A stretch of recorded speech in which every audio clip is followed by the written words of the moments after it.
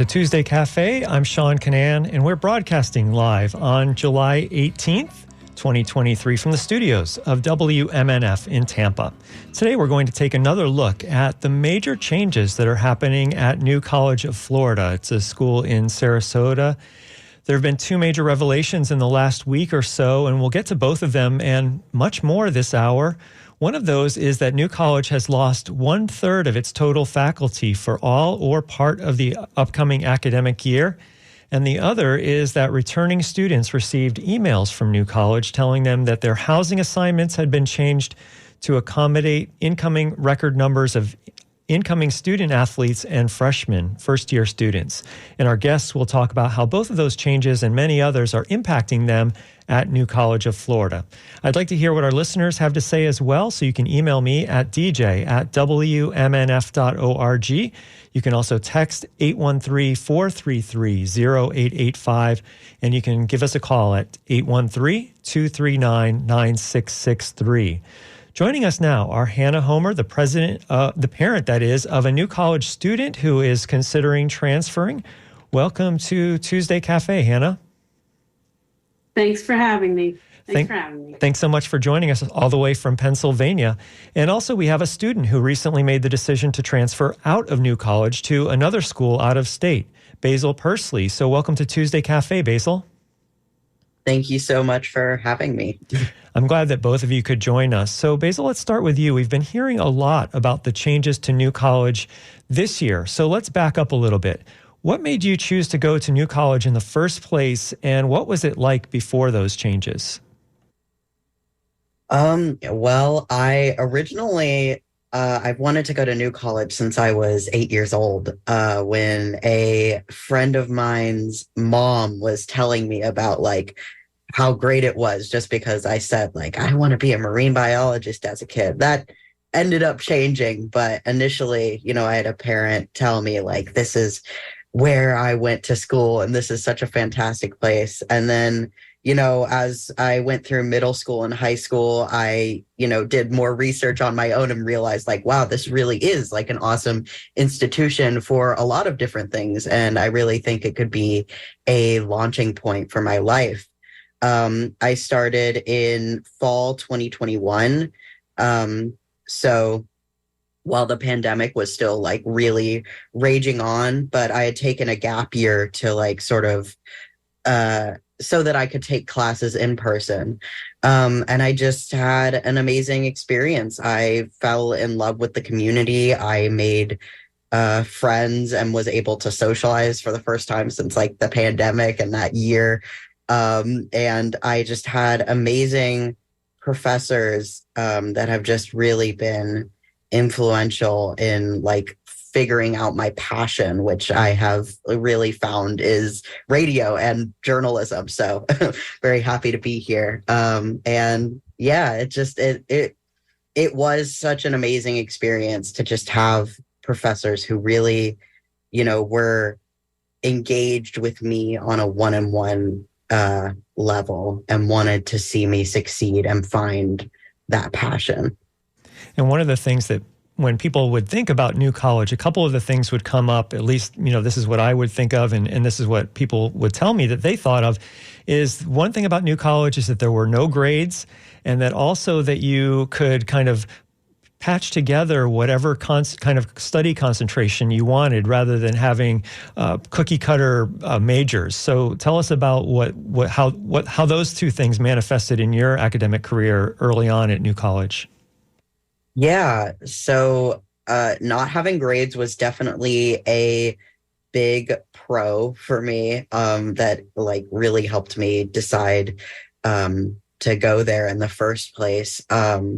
I have always, been a bit of a perfectionist. And so I felt having, actual narrative evaluations, the actual feedback from professors was always way more useful than a number or a letter grade that just sort of made me, sit there and wonder, what did I do wrong? What could I have done better?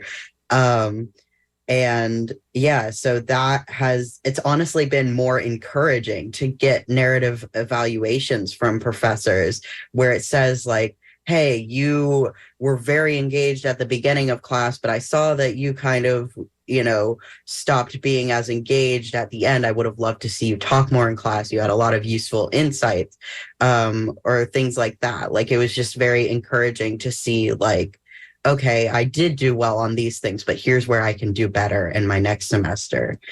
In terms of like creating your own path, academically, I started out not really knowing what I was going to major in. I just took whatever classes seemed interesting to me. And so I ended up just having a lot of different experiences from different disciplines that really informed, like, okay, these are the parts of that which I'm interested in. And so I want to, specify more in that. And yeah, so I ended up taking a class on newspaper writing, which also allowed me to write for the New College student newspaper, The Catalyst, and I just ended up really loving that. Just kind of did it on a whim because I was like, you know what, why not try this? Well, let's turn now to Hannah. Hannah, your son is a fourth-year student at New College. So why did he pick New College, and was his experience there before the changes similar to what we've been hearing from Basil? Yes, thanks, Basil. You're a tough act to follow. My son has always very much been a self-directed learner. I'm a veterinary scientist, and I would have to go look for my textbooks in his, under the bed kind of thing. We did not know anything about New College of Florida. The whole family, including his older sister, aunts, parents, all had gone to Swarthmore College, and we lived not far from there. So that was on the list. But we really knew that he had different interests, maybe. He's also neurodivergent and was maybe looking for a different kind of community. We hired a friend who is a professional college, counselor, and they came up with a list together. And one of the schools was New College of Florida. He went to visit and he just loved it. He'd been to Sarasota. He'd done like a science camp thing in middle school at the Moat Marine Lab. So he already had a very, fondness for the area. He loves the water. And he just loved that it was self-directed, no grades, very small student to faculty ratio. He's always loved, having conversations with adults and teachers. So he looked forward to that. And he felt like there were students there that he would be comfortable with. And, he was seeing people like him. He liked that you could wear whatever you wanted to the commencement ceremony. You could walk around barefoot if you wanted to. You could have long hair or colors or whatever you want, and people aren't going to give you a hard time. So he felt like he would be at home there. That's the voice of Hannah Homer, a parent of a New College student. And we'll find out later, this student is considering transferring from New College, hasn't made up their mind yet. And we also are hearing from Basil Pursley, who is a student who recently made the decision to transfer out of New College to another school out of state. You're listening to Tuesday Cafe. I'm Sean Canan. We're coming to you from the studios of WMNF in Tampa. And I'd like to hear from our listeners as well. dj@wmnf.org is how you can email us. I'll read emails in a little bit. Text 813-433-0885. Or if you'd like to phone in, it's 813-239-9663. And we're coming to you live on July 18th from the studios of WMNF Tampa. So Hannah, let me, and Basil, all of this, you're kind of describing an idyllic situation for a student. Both Hannah, your son, and Basil, you sounded like you are having a great time at New College. It was a perfect fit for academic learning and social institution. But all of this started to change in early January of this year when Governor DeSantis announced he was appointing several new conservative trustees and planning to change the whole feel of the school. And one of the first changes was the Board of Trustees fired the former president and put in interim president Richard Corcoran and gave him a $699,000 salary. So I'll first ask Hannah, what were you starting to think about it then that real changes were happening at your son's school? Oh, yes, absolutely. My being in academia, more for professional school than undergraduate, I had a friend who was a middle states commissioner, and he had spent time in my lab, and we had talked a lot about what he did as a commissioner. So he was one of the first people that I called. And I'm like, what can we do? This seems like there are accreditation violations. And so I also found my way to our New College parent advocacy group. And I ended up being the person that, looked into the accreditation issues. And what really, it seems like ages ago now, but what really struck me is there's supposed to be guardrails in place to slow change. I remember asking when my son was considering New College, like, well, I'm not completely happy with the political environment, and it's a public college. Do we have concerns about that? And the conclusion at the time was, yes, things can change. It's a public school. Obviously, the administration can do what they want, but the accreditation process should slow that down. So there shouldn't be a huge disruption and there shouldn't be chaos. And what we're seeing is that there has not been any guardrails enforced. And therefore, what we have is chaos. Simply, that's where we ended up. Basil, would you agree with Hannah that early on, right soon after the new board of trustees took over, that there were changes that were actually appearing on the ground there at New College? Yeah, I think the the earliest changes were social changes of just like, we on January 6th of this year, we hear about this happening. And, suddenly a bunch of us are just like, what does this mean? We really didn't know what it meant or what it looked like. And so everyone was just really stressed. There were a significant amount of people studying abroad for that month for our independent study period, which is the entire month of January. And including the student body president was out of the country. And so I just remember everyone was just trying to scrape together, what can we do to help this? And what are we even fighting against? Because we had no idea what goals were, what was going to happen. And so I felt like, the whole energy on campus and student morale was the first thing to really just kind of people were passionate, but people were also getting burnt out very quickly. I know I ended up just getting burnt out from seeing and hearing about all of this and just spent a week no phone, no laptop in my dorm, just kind of sitting there watching Netflix and just I'm not thinking about this right now. I just can't do this anymore. And I wasn't considering transferring then because I also kind of figured they can't change things that quickly. They can't make it that bad that quickly. And so I just didn't think it would be worth it for me to transfer, especially because, with the no grade system, it's not that easy to transfer out credits. And so it just didn't make sense at the time for me to transfer. It didn't seem like the best option. And then, of course, 7 months later, it definitely is. So much has changed that it weighs in the other direction, that it's just not worth it to go back and try to make that work anymore. And we'll be talking about the intervening 7 months and what has happened and what's helped you to formulate your mind to change to actually make it that transfer. We'll be talking about that throughout this hour. I just want to remind people that that's the voice of Basil Pursley, a student who recently made the decision to transfer out of New College to another school out of state. And we're also speaking with Hannah Homer, who's the parent of a New College student who's considering transferring. This is Tuesday Cafe. I'm Sean Canan, and we're broadcasting from the studios of WMNF in Tampa.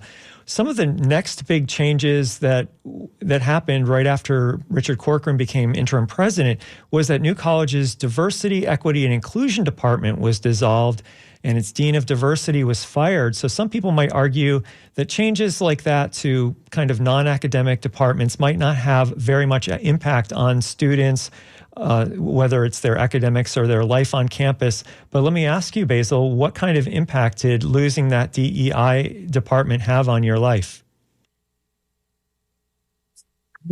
I think it was mostly morale, honestly. It just felt like the protections that were in place. I identify as transgender, so this part is like important to me of just, having something in place to make sure that my needs as someone who is actively transitioning are met, and make sure, I am respected in the classroom and in the social environment. And I had never had a problem with that at New College. I had always had them very respectful, very easy to change, like things like my email, or make sure, professors knew my actual name. I just, as soon as that was announced, I very much, realized like they're probably just going to not do that anymore. Like that is all probably going to go to the wayside because there's no one advocating for me anymore. There's no staff advocating for me anymore. And so, it just definitely, for me and like other people, it affected in different ways for like students of color and religious minorities. Like it affected us all in different ways. I guess for me it just was like worrying that like I'm no longer going to really feel safe and respected on campus because there's no one there to make sure that that's happening, and there's no one I can really go to about that. And around that same time, a librarian at New College who identifies as LGBTQ was fired from their job as well. And I don't know if Hannah, if your son had any kind of, if any of these issues, if these concerns or things that were happening had any impact on your son's academic career around that time. Yeah. More so the librarian, but I just want to mention, because it's hard to keep track of everything, that these firings were happening in basically a fire hose to the face of bad information and bad news, and very little no positive communication, no explanations from administration. When the DEI officer was fired, the Board of Trustees had agreed that the position should be shifted to other open positions on campus. And then very abruptly, in a very cruel manner, that person was called into the president's office, fired, dismissed. And the same thing happened to the head librarian. She has, her expertise is in STEM, information technology, and my son is a STEM major, just starting his thesis project, and is supposed to work on the introductory, background material over the summer. So that resource was removed. Like, luckily, I could help him since I'm a scientist, but that librarian was fired 3 weeks before the end of term while students were working on their end of term papers and thesis projects. So it came across quite as a very deliberate, cruel thing, both to the person fired and to the students, to say, we're just going to yank this support out from under you. You don't matter. And it's just one of many situations where we felt like faculty and students were being almost, directly told that they don't matter and they're not important. Now, the other instance being the April 26th Board of Trustees meeting, when the faculty were denied tenure Three of those faculty, it was 5 faculty, 3 were STEM fields, 2 were my son's chemistry professors. He had done one of those independent study projects with one of them, adored that professor, and adored both of them. And they were just, no reason given. They're just denied tenure. And then spin was put on it to try to say, oh, they were going up for early tenure, which was just nonsense. So I want to remind people that we're speaking with Hannah Homer, who is the parent of a new college student who is considering transferring, and Basil Pursley, a student who recently made the decision to transfer out of New College to another school out of state. And you're listening to Tuesday Cafe. And on that subject of these professors being denied tenure, including professors that your son was working with, can you comment on the importance of tenure at a small college like New College? I'm sure that the professors aren't getting paid hundreds and hundreds of thousands of dollars every year. They're there because they like to teach students, I assume, if it's anything like my college experience. So what would you say about, some people might say, hey, no big deal, they were just denied tenure. But what is the importance of tenure? Sure. Tenure is important for giving these faculty some stability.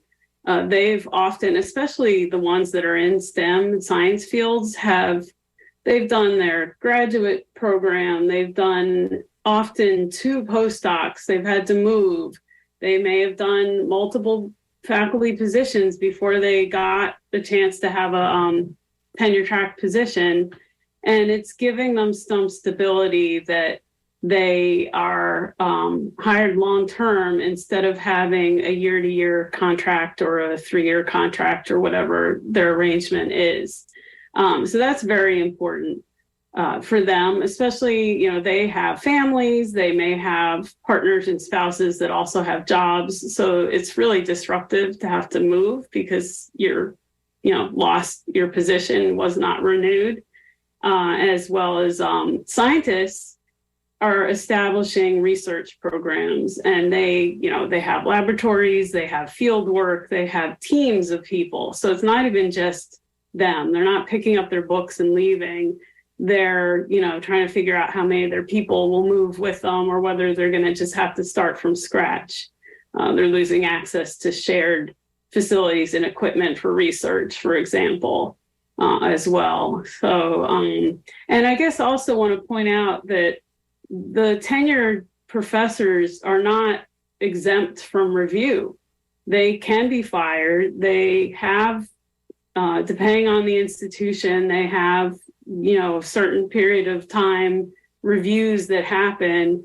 They are getting, teaching review information from surveys of students. They're getting feedback on what they're doing with their research. So they're not just, oh yeah, they can go do whatever they want and they're going to, go down a path that nobody wants. It's just not reality.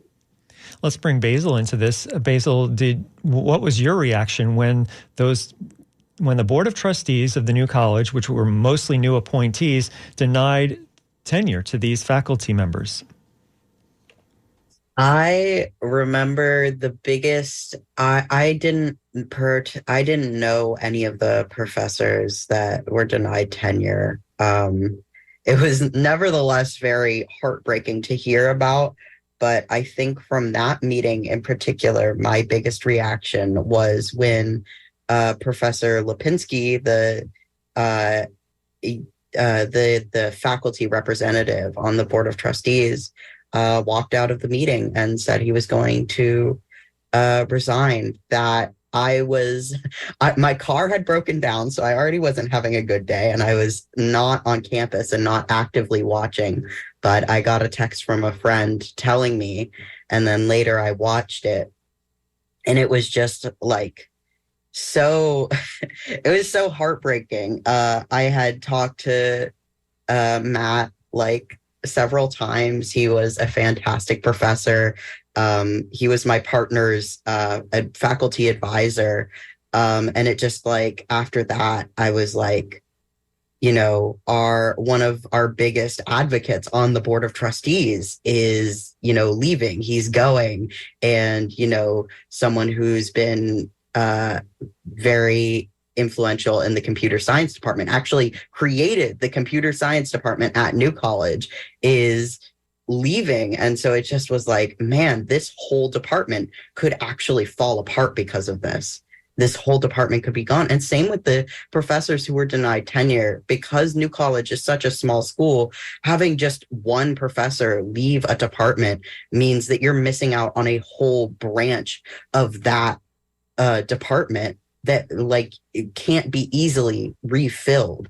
And so, it just meant that in chemistry and biology, I don't remember exactly what those professors were teaching, but it just meant that students in those fields now had to consider, man, this particular field of study that I wanted to do, that might not be an option anymore because I don't have a professor to actually help me through this. So it was definitely it was a very discouraging meeting. It was a very just realizing, there might not be people here to help me through my thesis project. So just, yeah. And Herald Tribune writer Stephen Walker tweeted yesterday that New College of Florida has lost 36 faculty for part or all of the upcoming academic year. That represents more than a third of total faculty. And he was quoting there the provost Brad Thiessen at yesterday's Board of Trustees committee meeting. New College of Florida, on the other hand, has hired 15 new faculty with about 14 more negotiating or mulling offers. It just sounds, like to me as an observer looking from the outside, with a third gone and almost that number potentially coming in new, there's so much turnover. Will it be the same kind of institution next year as it was a year ago? I don't know. Basil, your thoughts?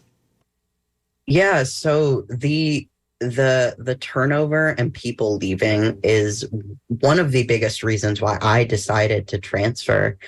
Because I was going to try to do my thesis this year.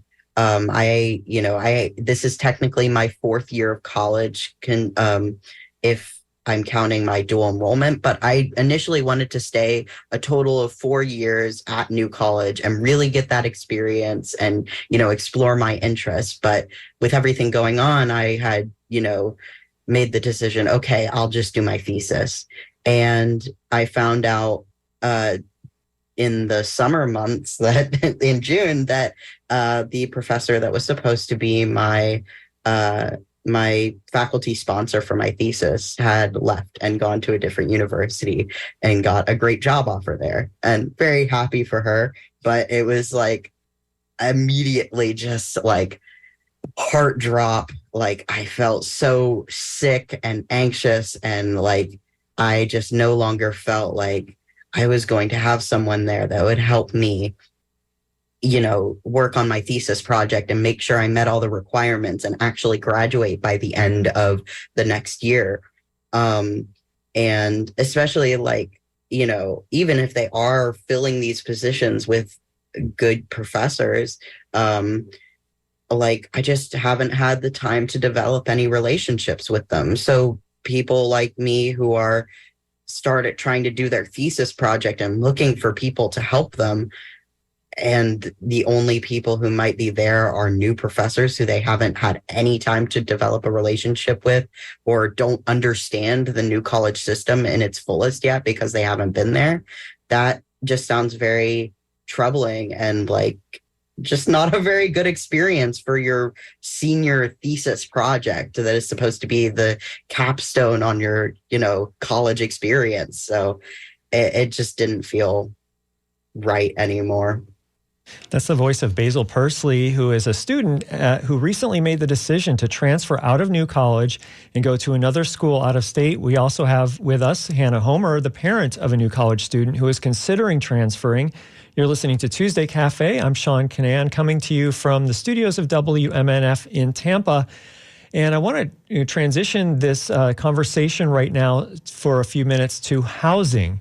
The Sarasota Herald Tribune reported recently about a letter that was sent to returning students that they were going to lose their promised housing, and instead, new students and student athletes would get that preferred housing. So, Basil, did you get that letter? So the funny thing about the letter is it came a little too late, honestly. I heard about the housing problem from other students who figured it out on their own. On the student email forum that any students can send messages to each other or emails to each other. Someone posted hey, everyone in Dorton Gold needs to check their housing because they might not be in Dorton Gold anymore. Very worrying to hear this from a student first, not the school. But I go and check the housing profile, and lo and behold, I don't have a housing placement. I was supposed to be in the apartment style housing known as Dorton Gold, and on the first floor because I have mobility issues. And I needed to be in one of those dorms because they have a kitchen, which I need because I can't eat at the dining hall. I just have too many dietary restrictions, so I have to cook for myself. And so suddenly that housing placement was gone, and they also, did not say where they were going to put me instead. So in a panic, I emailed housing, anyone I can think of in housing, the accommodations office, anyone I can think of in that office, and just ask hey, I need this housing. I need to be in Dort or Gold. What can I do to make sure this has, this is okay and that I'm in that placement? These are my accommodations. If I need to write new letters, I will. I can talk to my doctor. And they didn't get back to me. They did not respond to me. And then, a few days later, we do get an email saying, we're putting the new student athletes in Dorton Gold. We'll try to keep as many housing placements as possible, but upperclassmen will be moved into the letter dorms and the and pay, which are basically dorms mainly for first and second years. So yeah, it was a very bad experience and a very panicked few days, but it really only took me 24 hours after finding out about that housing placement issue to realize it was no longer worth it for me to stay at New College. I was just done. That was the last straw. That was the nail in the coffin. I just did not feel like jumping through these hoops that should not have been there for me to jump through in the first place. This just shouldn't have happened. And I just decided I didn't care if they tried to fix it, if they fixed it or not, because it simply just should not have been a problem in the first place. And Hannah, let me ask you, did your son get a letter or find out if that his housing had been switched without much warning?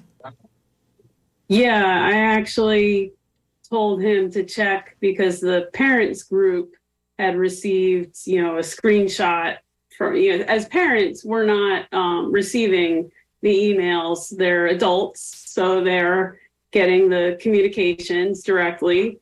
And I sent it to him and he checked. He was supposed to be in Gold, which in a apartment style housing.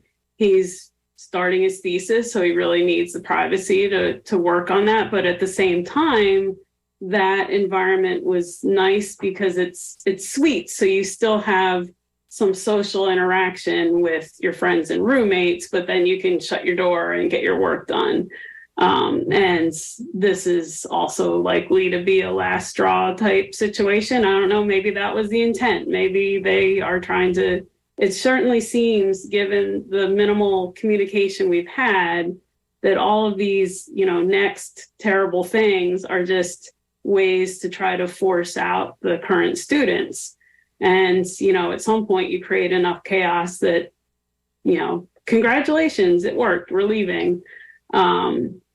So yeah, that's the other thing that was discussed yesterday and has been discussed is that parts of Pay Dorm are closed because of mold. And beyond that, the whole building's connected by the HVAC system. So even doing some remediation in part of the dorm is not necessarily removing a mold problem.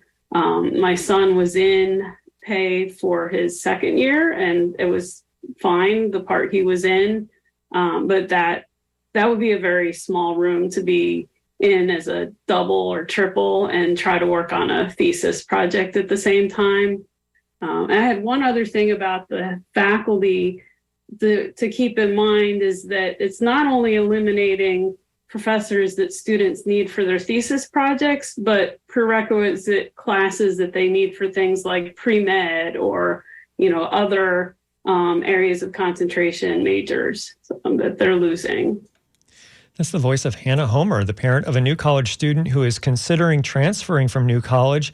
We're also hearing from Basil Pursley, a student who recently made the decision to transfer out of New College and go to another school out of state. And you're listening to Tuesday Cafe.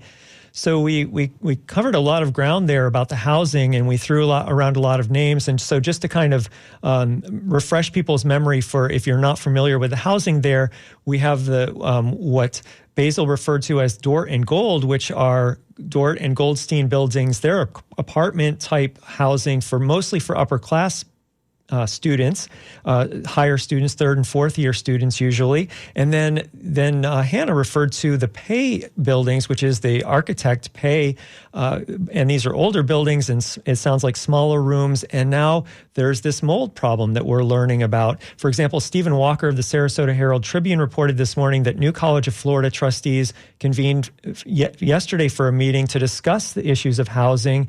And they are now discussing using hotel rooms from a nearby Hilton on Tamiami Trail in Sarasota to accommodate a 150-bed shortfall, as several student housing buildings are shut down due to renovations and mold issues that make some buildings uninhabitable.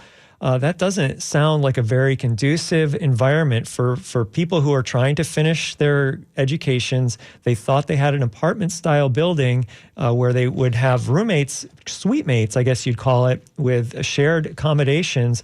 But now they're finding that their housing is instead in dorms that might have mold issues. I don't know, Hannah. What is your son telling you about all these things that are coming at him? Again, I think it's definitely pushing him towards transfer. It was not an easy decision. He's still not there yet.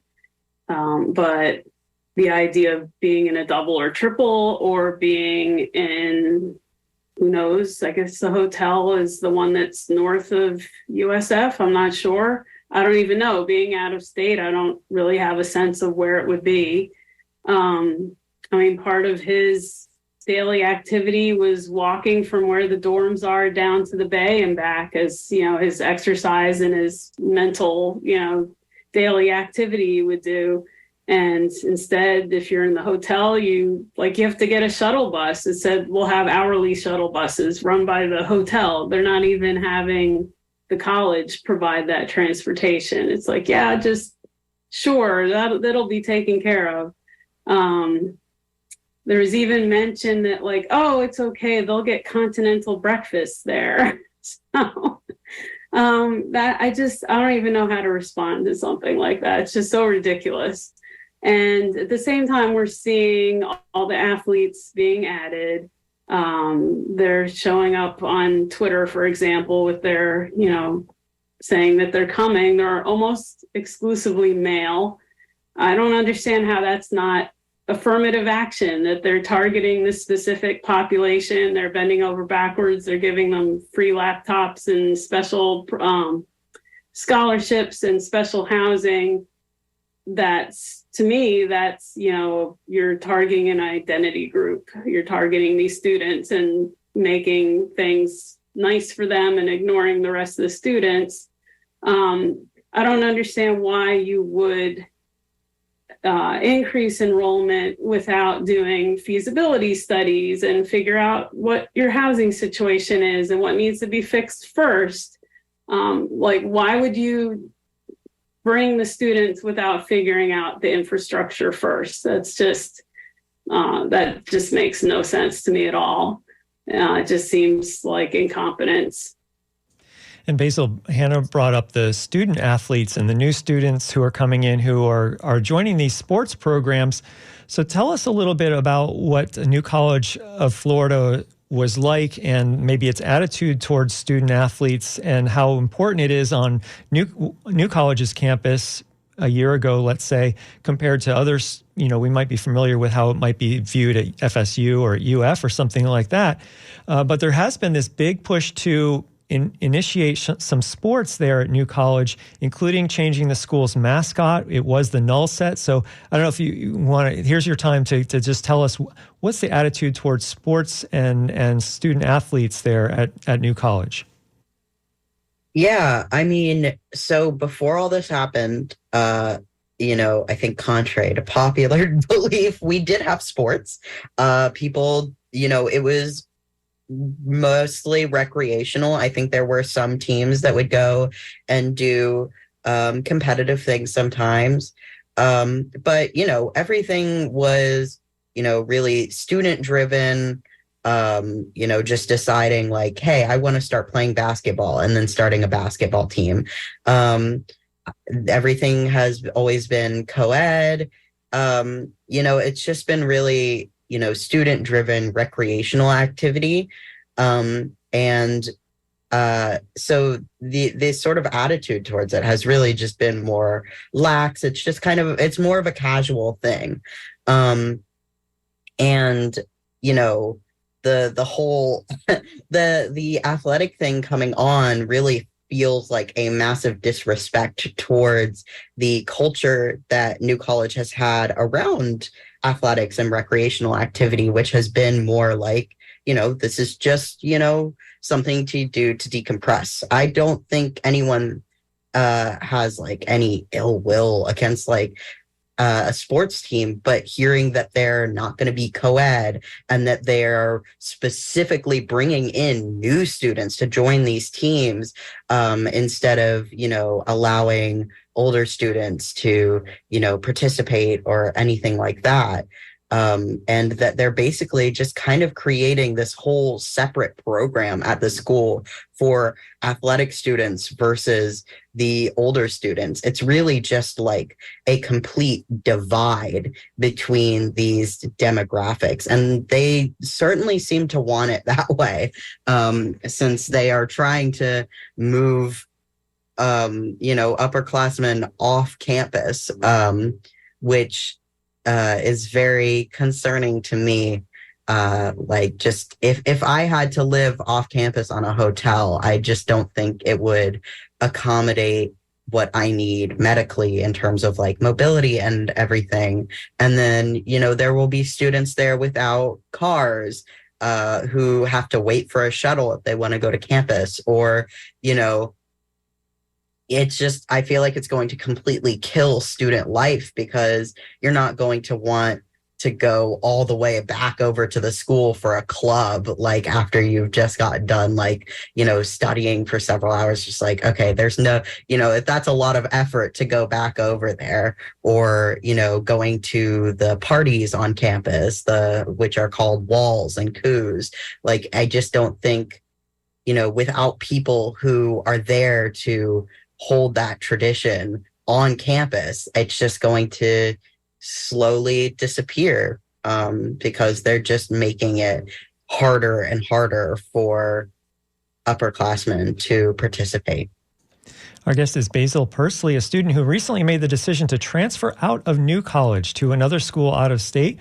We're also speaking with Hannah Homer, the parent of a New College student who is considering transferring. You're listening to Tuesday Cafe. I'm Sean Canan. We're broadcasting from the studios of WMNF in Tampa. We're live on July 18th, and I'd like to hear what you think about this situation. You can email dj@wmnf.org. You can text 813-433-0885, or you can phone in at 813-239-9663. Let me read this email that came in from Bubba, and he says, I'm a New College alum, and it's shameful that DeSantis, is how he puts it, is using such an excellent school as his political pawn. And then maybe I can have Hannah comment kind of on what Bubba's getting at in the next part of his question or his statement here. He says, who slipped a Rufo in my college? And he's referring here to one of the new members of the Board of Trustees. Hannah, do you have anything that you can add on to the top of that email from Bubba? Yeah, I think he's referring to Board of Trustee members, and there's more than one has said very hostile things about current students and faculty and parents even. Surprisingly enough, I don't know why they would bother, but they have. It's definitely contributed to the hostile environment to have people that are supposed to be in a fiduciary role where they are, taking into consideration the welfare of their stakeholders to be saying terrible things on social media or in person or on blogs. It's the whole, this is an anti-woke thing that we have to fix public education. I've been in higher education for my whole career. And if anything, I've been exposed to more points of view because at an R1 research institution, you work with people from China and Russia and Iran and, Germany, and, you're not isolated at all. So I just don't, that point of view, using it to weaponize changes that then limit ideology to a specific point of view. It's the same thing that's happened to K through 12 public education, where they're claiming to be protecting students and education, but at the same time, they're imposing their will. And that's what it feels like. And perhaps that's maybe best seen recently when this month, the new College of Florida Board of Trustees approved requesting $2 million from the state legislature to set up what they're calling a Freedom Institute. And the institute is intended to get rid of what they call cancel culture in higher education. So, Hannah, this goes to that point you just made about a diversity of viewpoints. Of course, they're saying they want students exposed to a diversity of viewpoints, but kind of if you read between the lines, it almost sounds like they're just trying to maybe push one set of viewpoints. Yeah, I'd refer people to what happened at commencement as a good example of what will happen. Okay, help me out. Remind me. I know that there was Scott Atlas was the invited speaker. There was zero input from faculty or students. That speaker was just picked, and they have a very controversial anti-science perspective on the COVID-19 pandemic. And the viewpoints that have been rejected by the medical healthcare epidemiology, everybody. So it's using free speech to reject expert opinions and to say, well, it's just showing the other side when the other side is, not based in fact. So let me read this email. And the commencement was, there was protests that happened at commencement because people weren't happy with having that foisted on them. And another thing that students did besides just protest that Scott Atlas is they also held their own alternative graduation. Basil, were you part of either of those? Or what can you say about how the students reacted to the speaker at the official graduation? I had the pleasure of being invited to the alternative commencement.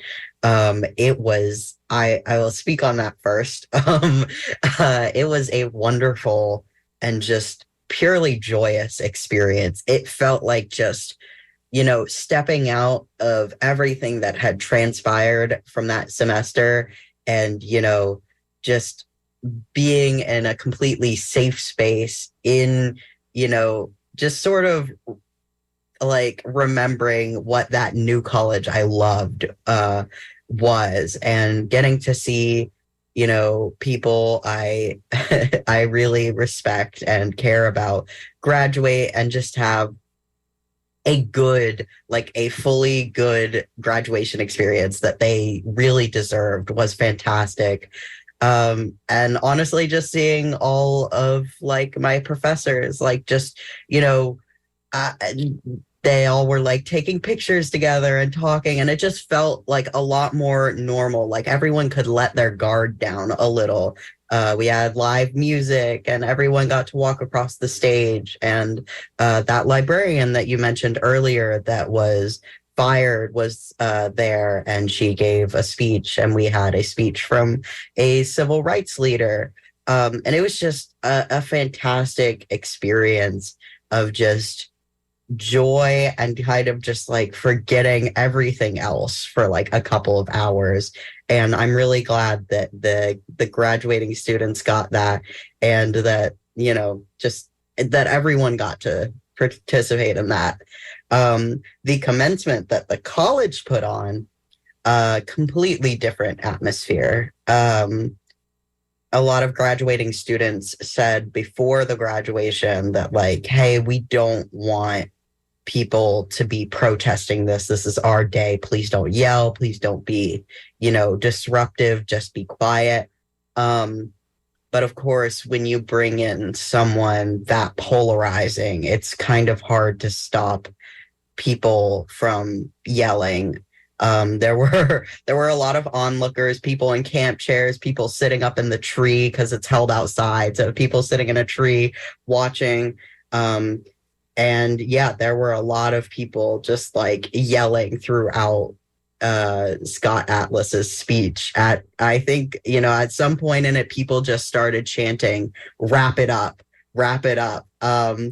And yeah, so that experience was just kind of like, it just felt mundane at that point. It was just like, God, this is just everything that we've been experiencing every day here. Seriously, just wrap it up. Let's be done with this.